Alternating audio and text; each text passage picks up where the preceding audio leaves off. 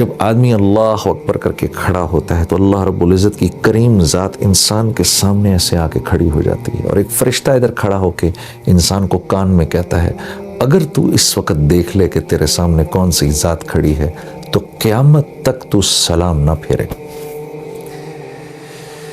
اگر اتنی زندگی ملے تو اللہ پاک فرما رہے میرے بندے جب میرے سامنے کھڑے ہوتے ہیں ساری کائنات ان کو بھول جاتی ہے۔ اچھا، خشوع و خضوع، میں ایک دفعہ ہمارے بڑے بزرگ ہیں نظام الدین کے مولانا سعد صاحب دامت برکاتہم، ان کا بیان سن رہا تھا تو مولانا سعد صاحب فرماتے ہیں کہ خشوع سے مراد یہ ہے کہ آدمی اللہ کے سامنے کھڑا ہے، پھر خیال ادھر ادھر گیا، فوراً اس کو واپس لے آیا کہ نہیں میں اللہ کے سامنے کھڑا ہوں، کیونکہ ہر وقت دھیان یہ رہے کہ میں اللہ کے سامنے کھڑا ہوں، یہ تو ایک احسان کی لیول ہے، اللہ وہ ہمیں نصیب کرے۔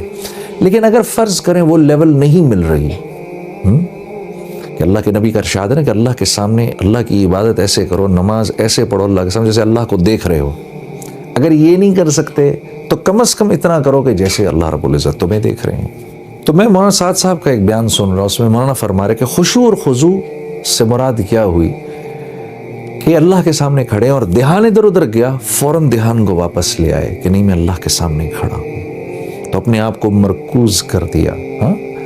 ورنہ تو اللہ کے نبی کا جو ارشاد ہے، جو احسان کا درجہ ہے، اللہ وہ ہم سب کو نصیب فرمائے کہ اللہ کی عبادت ایسے کرو جیسے اللہ کو دیکھ رہے ہو، اگر ویسے نہیں کر سکتے تو پھر ایسے کرو جیسے اللہ رب العزت تمہیں دیکھ رہے ہیں، تو کم از کم درجے میں ہم یہاں تک پہنچیں۔ پھر اللہ نے چاہا اللہ سے دعا کرو، اے اللہ، جیسے اللہ کے نبی صلی اللہ علیہ وسلم فرمایا کرتے تھے کہ نماز میری آنکھوں کی ٹھنڈک ہے، اللہ نماز کو ہماری آنکھوں کی ٹھنڈک بنا دے۔ والذین هم عن اللغو معرضون، نماز کلمے کے بعد سب سے بڑی عبادت جو اللہ کو مطلوب ہے وہ نماز ہے، تو نماز کا ذکر سب سے پہلے فرمایا، اس کے فوراً بعد کون سی بات فرمائی وہ بڑی عجیب ہے، اس کے بعد روزہ رکھنے کو نہیں فرمایا، زکوٰۃ دینے کو نہیں فرمایا، حج کرنے کو نہیں فرمایا، اس کے بعد فرمایا مومنین میرے کامیاب بندے وہ ہیں جو اپنا ٹائم ضائع نہیں کرتے، فضول کاموں میں اپنے وقت کو ضائع نہیں کرتے۔ امام ابو داؤد رحمہ اللہ نے روایت میں آتا ہے کہ 1.5 لاکھ احادیث کا مطالعہ کیا، فرماتے ہیں، پھر فرماتے ہیں میں نے اس میں سے تقریباً 1,500 احادیث نکالی، ان میں سے 4 احادیث جو تھیں وہ ان 1,500 احادیث کا نچوڑ تھیں۔ وہ کیا تھی؟ سب سے پہلے کون سی تھی؟ انما الاعمال بالنیات، دوسری جس بات کو اپنے لیے پسند کرو اپنے مسلمان بھائی کے لیے بھی وہی پسند کرو، تیسری ایک حلال ہے ایک حرام ہے، بیچ میں مشتبہ ہے، جو مشتبہ کو بھی چھوڑ دے گا جب وہ دعا کرے گا فرشتے اس کی آمین پر آمین کہیں گے، اور چوتھی کیا تھی؟ اسلام کی خوبصورتی لایانی سے بچنے میں ہے، یعنی ہر اس کام سے اپنے آپ کو بچانا جس میں نہ دنیا کا فائدہ نہ آخرت کا فائدہ۔ آج کے دور میں بدقسمتی سے موبائل فونوں نے ہمارے اوقات لے لیے ہیں۔ میں جنرلی جب ایئرپورٹس وغیرہ پہ، میرا ٹریول کرنا بہت ہے، میں ایئرپورٹس پہ جاتا ہوں، اب یقین کریے 100 لوگ بیٹھے ہیں تو ان میں سے میرے خیال ہے 98 لوگ اپنے موبائل کو دیکھ رہے ہوں گے، بلکہ میں تو کہتا ہوں آج کے دور میں سر اٹھا کے چلنے کی توفیق ہی اس کو ملتی ہے جو اپنے موبائل کو نہ دیکھ رہا ہو۔ یہ اوقات کے ضائع کرنے میں سب سے آگے اس وقت۔ میرے دوستوں اپنے اوقات ضائع نہ کرو، کیونکہ زندگی ایک مرتبہ ملنی ہے، اس کا ہر سیکنڈ یا تو ہم کو کروڑوں سال کی جنت کی طرف لے جا رہا ہے یا کروڑوں سال کی ناکامی کی طرف لے کے جا رہا ہے۔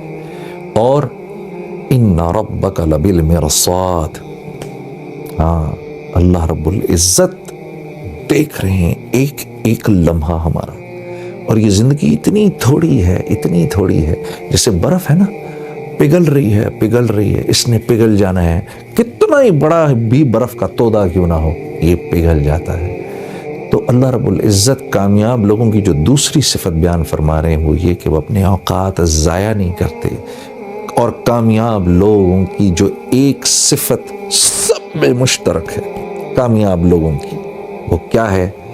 وہ اپنا ٹائم ضائع نہیں کرتے، فضول چیزوں میں اپنے وقت کو نہیں لگاتے۔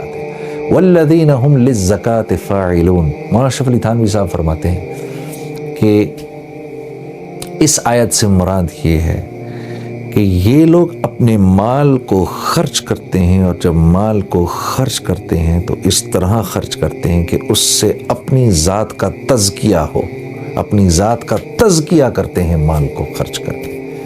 کیونکہ انسان کے لیے دو چیزیں بہت قیمتی ہیں، ایک اس کی جان، ایک اس کا مال۔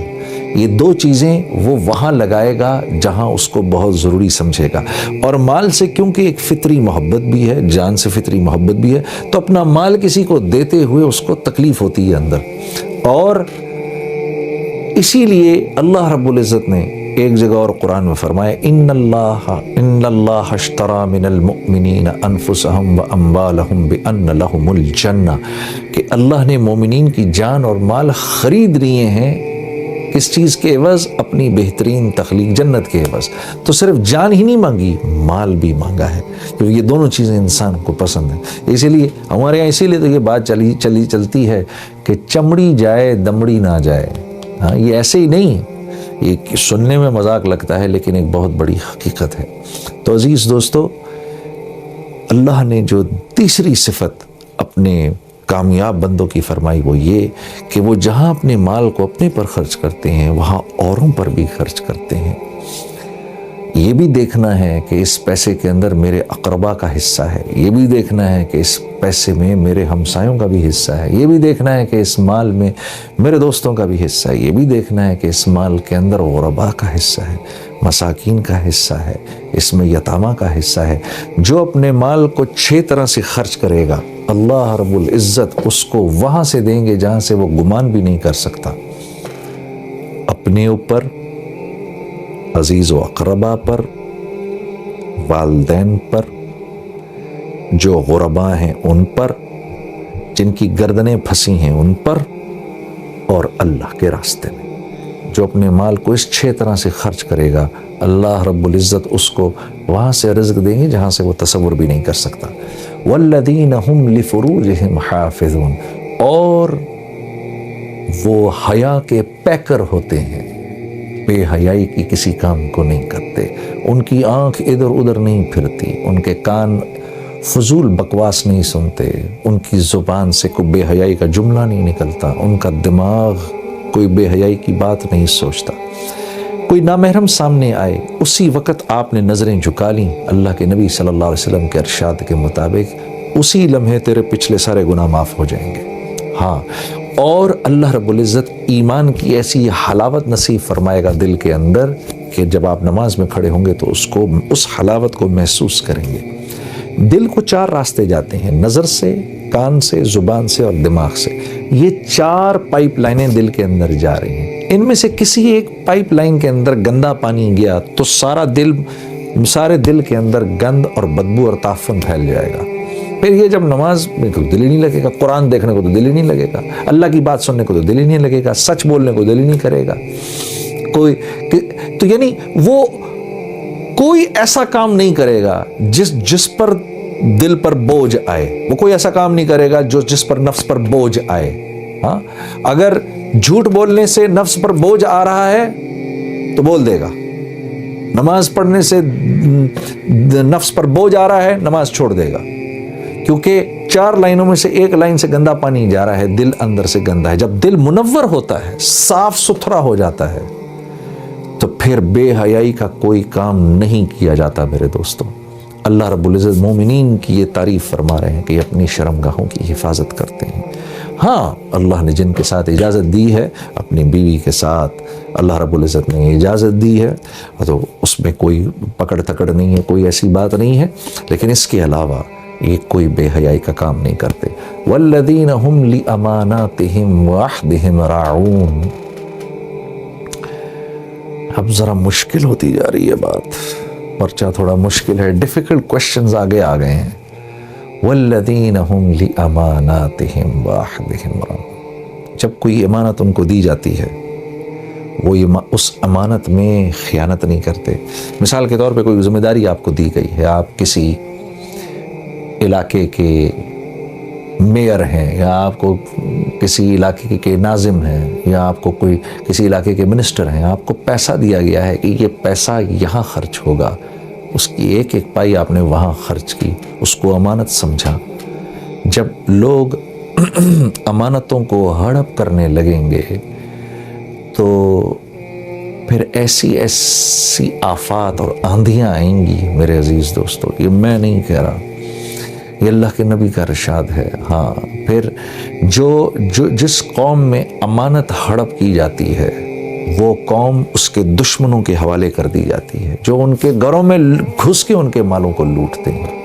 ہاں، اور لِأَمَانَاتِهِمْ وَعَهْدِهِمْ رَاعُونَ، جب وہ اپنی زبان سے کسی بات کو کہتے ہیں تو اس کو پورا کرتے ہیں، اپنے عہد کو پورا کرتے ہیں۔ میرے عزیز دوستو، ایک چیز جو میں نے بہت نوٹ کی ہے، جو بڑے دکھ سے اور تکلیف سے میں آپ کے سامنے عرض کرنا چاہتا ہوں، کہ جب آپ ویسٹرن کنٹریز میں کبھی جائیں، آپ یقین کریے ان کے ہاں سب سے بڑا جرم جھوٹ بولنا ہے، جس کے بارے میں میرے نبی نے فرمایا کہ مسلمان بخیل تو ہو سکتا ہے، مسلمان بزدل بھی ہو سکتا ہے، لیکن مسلمان جھوٹ نہیں بول سکتا۔ آپ یقین کرو ویسٹرن کنٹریز میں یہ چیز آپ کو بدرجہ اتم نظر آئے گی۔ نیوزی لینڈ کے بارے میں تو مشہور ہے، ہمارا سفر ہوا نیوزی لینڈ میں، وہاں پر تو وہاں کے ساتھی لوگ ہمارے بتا رہے تھے وہاں کوئی جھوٹ نہیں بولتا۔ وہاں اگر آپ کسی کو کوئی بات کہتے ہیں وہ اس بات کو وہ منوان قبول کر لیتا ہے کہ یار یہ جھوٹ نہیں بول سکتا، سامنے والا میرے سے جھوٹ نہیں بولے گا۔ ہاں، ایسی قوموں کو اللہ عروج دیتے ہیں، بغیر ہتھیاروں کے عروج دیتے ہیں، ورنہ دنیا کے ہتھیار جمع کر لو، اگر میرے دوستو وہ صفات نہیں ہیں جو اللہ کو مطلوب ہیں تو ساری دنیا کے اسباب رکھنے کے باوجود اللہ سارے عالم میں ذلیل کر کے دکھائیں گے۔ ہاں، کیونکہ عزت و ذلت تو اس کے ہاتھ کے اندر ہے۔ ہاں، عزت اور ذلت کا تعلق اسباب سے تھوڑی ہے، عزت اور ذلت کا تعلق تو اندرونی صفات سے ہے۔ تو اللہ رب العزت فرما رہے ہیں کہ مومنین نہ تو امانتوں کو ہڑپ کرتے ہیں منسٹر، ناظم یا گورنر بننے کے بعد، نہ وہ ان کو ہڑپ کرتے ہیں، یہ ان کو ان کی جگہ پر پہنچاتے ہیں، اور نہ اپنے بول سے پھرتے ہیں، جب ایک بات کر دی تو اس پر قائم رہتے ہیں۔ والذین هم علی صلواتہم یحافظون، اوپر بھی سب سے پہلی صفت کا تعلق نماز سے، آخری صفت کا تعلق بھی نماز سے، کہ جب اذان ہوتی ہے سب کچھ چھوڑ کر چلے جاتے ہیں، اپنے اوقات کی ایسی حفاظت کرتے ہیں۔ والذین هم علی صلواتہم یحافظون، سبحان اللہ، وہ اپنی نمازوں کے اوقات کی حفاظت بھی کرتے ہیں۔ خشوع اور خضوع سب سے پہلے ذکر فرمایا، سب سے آخر میں دوبارہ نماز کا دوبارہ ذکر فرمایا۔ ہاں، اوپر بھی نماز، نیچے بھی نماز، ساری صفات ان کے بیچ میں کہ یہ اپنے نماز کے اوقات کی بھی حفاظت کرتے ہیں۔ مشہور محدث حضرت عبداللہ بن مبارک رحم اللہ جب انتقال ہوا تو ایک طالب علم کو خواب میں آئے، طالب علم نے پوچھا اللہ نے آپ کے ساتھ کیا معاملہ کیا؟ کہا اللہ نے میرے ساتھ بہت ہی احسن معاملہ کیا، مجھے معاف کر دیا، لیکن یہ میرے گھر کے سامنے جو لوہار رہتا ہے اس کے ساتھ اس کو مجھ سے بھی اونچا درجہ دیا۔ کہا اچھا؟ صبح کو گئے اس لوہار کے گھر پہ، اس کی بیوہ سے کہا کہ میں نے رات کو یہ خواب دیکھا اور بشارت ہو کہ آپ کے شوہر کے بارے میں نے یہ بات عبداللہ بن مبارک سے خواب میں سنی، تو ایسا کون سا عمل کرتے تھے آپ کے شوہر؟ کہا جی یہ تو کوئی ایسا عمل نہیں کرتے تھے، ہاں البتہ یہ کہ رات کو جب تھک ہار کر گھر آتے تھے تو عبداللہ بن مبارک کے گھر کو بڑی حسرت سے دیکھتے تھے اور مجھ سے کہتے تھے کہ کتنے خوش قسمت ہیں عبداللہ بن مبارک، صبح سے لے کے رات تک لوگوں کو اللہ کی تعلیم دیتے ہیں اور اللہ کی طرف بلاتے ہیں اور نیکی کی بات کرتے ہیں اور حدیث پڑھاتے ہیں، اور مجھے دیکھو میں کچھ نہیں کر پاتا، کاش کہ میں بھی ایسا کر پاتا کچھ۔ اور دوسرا یہ کہ جب اذان کا وقت آتا تھا تو اگر ہتھوڑا ایسے کر کے اوپر ہوتا تھا، اللہ اکبر کی آواز سنتے تھے تو ہتھوڑے کو نیچے نہیں لے کر آتے تھے، پیچھے سے ہی چھوڑ دیتے تھے۔ یہ دو صفات تھیں۔ تو طالب علم نے کہا واللہ یہ دو صفات آپ کی اللہ کے ہاں ایسی پسند آئیں، ایک تو اس آدمی کو اچھی نظر سے دیکھنا جو اللہ کے دین کا کام کر رہا ہو، ہاں اس کے لیے دعائیں کرنا، شاید اللہ کے ہاں انسان کو اسی مقام پر پہنچا دیتا ہے جس مقام پر وہ اللہ والا کام کر رہا ہو۔ اور دوسرے نماز کے اوقات کی حفاظت اتنی سختی سے کرنا کہ ہتھوڑا اوپر ہے، اذان کی آواز سنی تو یہیں سے اس کو چھوڑ دیا۔ میرے عزیز دوستو، اللہ مجھے اور آپ کو بھی اس کی توفیق عطا فرمائے۔ آگے اللہ پاک فرما رہے ہیں اولئک ہم الوارثون الذین یرثون الفردوس، یہی تو وہ لوگ ہیں کہ جن کے پلاٹ پہلے سے ڈی مارکیٹ کر دیے گئے ہیں. یہ ورثاء ہیں. وارث کا تو پہلے سے ہی پتا ہوتا ہے. جس میں یہ صفات دیکھو دنیا میں، تو اللہ رب العزت کی طرف سے اللہ کا کلام یہ کہہ رہا ہے کہ یہ وہ لوگ ہیں جن کے پلاٹ پہلے سے ڈی مارکیٹ کر دیے گئے ہیں فردوس کے اندر. پہلے سے ان کے لیے فیصلہ ہو چکا ہے. یہ دراصل ورثاء ہیں فردوس کے. ہم الوارثون الذین یرثون الفردوس ہم فیہا خالدون، وہاں وہ ہمیشہ ہمیشہ رہیں گے. اللہ کے نبی صلی اللہ علیہ وسلم کا بھی ارشاد ہے کہ جب بھی اللہ سے مانگو جنت الفردوس مانگو. اللہ پاک آپ کو اور ہم کو سب کو جنت الفردوس میں جانے کی جگہ عطا فرمائے. بسم اللہ الرحمن الرحیم. قد افلح المؤمنون الذين هم في صلاتهم خاشعون والذين هم عن اللغو معرضون والذين هم للزكاة فاعلون والذين هم لفروجهم. جو کچھ سنا گیا اللہ پاک اس پر عمل کرنے والا اور آگے لوگوں تک پہنچانے والا بنائے. مزید اصلاحی بیانات کے لیے ہمارا یوٹیوب چینل بیوٹیفل بیان JJ کو سبسکرائب کریں اور ویڈیو کو لائک کریں. جزاک اللہ خیر.